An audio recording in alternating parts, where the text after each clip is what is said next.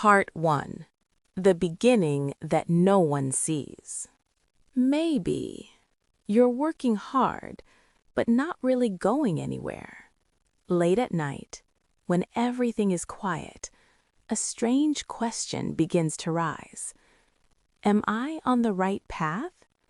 You wake up, you work, you get tired, and somehow you end up exactly where you started, like a loop that keeps moving but never really progresses. And the strangest part is, on the outside, everything looks fine. You have a job, some stability. People say you're doing well. But inside, something feels off. Something quietly whispers, this isn't what you wanted. And maybe you've asked yourself before, is this really how life is supposed to be? Do I really have to wait 40 years to finally feel free? That's where this story begins, because not everyone asks this question, and those who do often change. But change is uncomfortable, because the path that looks right might not actually be right. And that's where the idea of the fast lane begins. But before we go further, there's something worth noticing. The path you're on right now, did you choose it or were you shown it? And maybe that small difference changes everything. But don't rush to answer, because the story is just beginning. Part 2. The path everyone follows.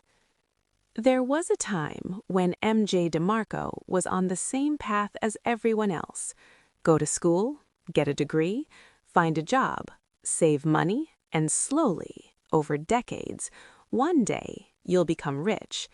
It sounds logical, safe, predictable, but does it actually work?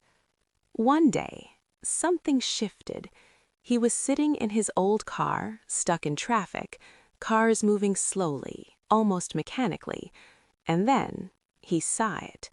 A Ferrari, bright, powerful, alive. And inside it was someone his age. In that moment, a question appeared. If he can do it, why can't I? But right after that came a deeper question. Am I even on the right road? Because the path he was on was not leading where he wanted to go. And that's when a realization began. Maybe the problem isn't effort. Maybe the problem is the path. Until then, he was doing everything right, or at least what everyone said was right. But if that path really worked, why wasn't everyone rich? That question stayed, and slowly it changed the way he looked at everything. But realizing something is wrong is only the beginning, because the real question is, what is the right way? And the answer is not as obvious as it seems. Part 3. The 3 roads that define everything. Maybe you're not stuck. You're just on the wrong road. After that day, DeMarco couldn't unsee what he had seen. He began observing people, their habits, their thinking, and slowly a pattern emerged. It was as if everyone was walking on one of 3 roads, and maybe you are too. But from the outside, they all look similar. Only when you look deeper, you see the difference. The first road he called the sidewalk. This is where people live for today. What comes in, goes out. No plan, no direction. Just living in the moment. You've probably seen this. Life is short, enjoy it now. And they're not wrong. But what happens when today's pleasure becomes tomorrow's pain? That's the part most people ignore until it's too late. The second road, the slow lane. This is the path most people follow. Education, job, saving, investing, and slowly, over decades, wealth builds. It feels safe, but there's something hidden here. You are trading your time, your most valuable asset, for slow results. And one question quietly emerges. Do I really want to wait my entire life? Then comes the third road, the fast lane. This path is different, not crowded, not obvious, but powerful. Here, people don't trade time for money. They build systems, systems that work even when they don't. They create value, solve problems, and in return, they earn scale. One effort, multiple returns. That's where everything changes. But this road is not easy. There is uncertainty, failure, doubt, no guarantees. You have to build it step by step. And that's where most people stop, because it's uncomfortable. But for those who continue, something shifts. Part 4. The truth about the fast lane. Fast lane sounds exciting until you actually try to walk on it. Choosing a different path is one thing. Walking on it is something else entirely. At first, everything feels full of possibility. New ideas, new energy. It feels like this is it. But slowly, reality begins to show itself. No one knows you. No one trusts you. No one is buying. And in that silence, a quiet voice appears. Maybe this isn't going to work. This is the moment where most people turn back. Because the fast lane doesn't come with instructions. There's no clear roadmap, no guaranteed outcome. You build it as you go, and that's uncomfortable. DeMarco felt this too. He started businesses with confidence and watched them fail, one after another. Each time, hope followed by disappointment, and slowly a realization began to form. I'm trying hard, but I'm not trying right. That's when everything started to shift. Because the fast lane is not about working harder, it's about working correctly. And that understanding revealed something deeper. Not rules, but principles, guiding directions that separate motion from progress. The first truth, control. Are you in control of your income, your time, your direction? Or are you part of someone else's system? In the slow lane, your income depends on a boss, a company, a structure you don't own.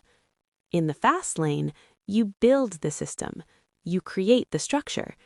But control doesn't mean doing everything yourself. It means designing something that works beyond you. The second truth, entry. How easy is it for someone else to replace you? If anyone can do what you do, then you're replaceable. And if you're replaceable, your value stays limited. In the fast lane, you create something that's harder to replicate, something that stands out, something that holds value. The third truth, need. Are you solving a real problem or just chasing an idea you like? This is where most people go wrong. DeMarco saw it clearly. I was building for myself, not for people, and that's why it failed. Because money follows value, and value comes from solving real needs. The fourth truth, time. Is your income tied to your time? If it is, you're still trading hours, still limited. In the fast lane, you build something that separates income from time, so it can grow even when you step away. That's where freedom begins. The fifth truth, scale. How many people can you impact? Because your income will always follow your reach. If you help a few people, you earn a little. If you help thousands or millions, everything changes. These weren't just ideas anymore. They were a mirror, and DeMarco had to face it. Where he was, what he was doing, and what needed to change. And maybe you're seeing something too. Something about your own path, your own choices, your own direction. Because these truths don't just apply to business, they apply to life. But knowing this is still not enough, because the real question is, what do you do with it? How do you take an idea and turn it into something real? How do you keep going when nothing seems to work? How do you stay consistent when doubt keeps returning? Because this is where most people stop. Not because they can't, but because it gets uncomfortable. And discomfort feels like a signal to quit. But maybe it's actually a signal that you're getting closer. The next part is where things begin to take shape, where effort meets direction, where persistence starts to compound, and slowly something begins to change. Now we arrive at the part where understanding quietly becomes action. Part 5. When understanding becomes a way of living. Maybe change doesn't come from one big decision, but from small, repeated ones. DeMarco wasn't the same anymore, not because something dramatic happened, but because something subtle shifted. The way he looked at problems, the way he made decisions, the way he responded to failure. He stopped chasing ideas and started observing people, what they needed, what frustrated them, where things felt broken. Because now he understood, opportunity doesn't begin in your mind, it begins in someone else's problem. And that small shift changed everything. He wasn't trying to create anymore, he was trying to solve. And slowly, an idea began to take shape. Not a perfect idea, but a useful one. Something that could help, something that could scale. But even then, nothing moved instantly. There were still doubts. Will this work? Still comparisons. Why are others ahead? Still fear. What if this fails too? But this time, he didn't stop, because something inside him had changed. He no longer saw failure as a signal to quit, but as feedback, a quiet correction, a step closer. And over time, that consistency began to build something, not just a business, but a system, something that worked even when he didn't. At first, small results, then a little growth, and then, one day, something clicked, like scattered pieces finally aligning. From the outside, people would call it success, but from the inside, it felt different. It felt like, this is what happens when you don't stop. His income was no longer tied to his time. The system was running, growing, expanding, and for the first time, he felt something deeper than money. Freedom. Not just financial freedom, but the freedom to choose, how to live, what to do, when to stop. And maybe that's the real goal, because money, on its own, doesn't change your life, but what it allows does. But there's something important here. None of this happened overnight. No sudden breakthrough, no instant transformation. It happened quietly, on days when nothing seemed to work, on moments when doubt felt stronger than belief, on decisions where the easy path was right there, but he chose differently. And maybe this is where the story becomes yours, because the fast lane is not a place, it's a way of thinking, a way of seeing opportunities, a way of choosing differently. Every day, you stand at a quiet intersection, not visible, not dramatic, but real. One path is comfort, another is delay, and one is uncertainty with possibility. Sidewalk, slow lane, fast lane. And maybe you don't change paths in one moment. Maybe you change it in small decisions, again and again. And today, maybe nothing has to change completely. Maybe it's enough to simply notice, to pause, and ask yourself, is what I'm doing right now leading me where I actually want to go? Because when that question becomes honest, the answers slowly begin to appear. And that's where everything starts to shift. Not loudly, not instantly, but quietly, permanently. If this story stayed with you, if it made you pause, even quietly, then you may enjoy more stories like this. Subscribe to Thinkora Audio for timeless ideas told slowly, without noise or pressure. And if you'd like to explore this book further, you'll find the audiobook and reading links in the description below.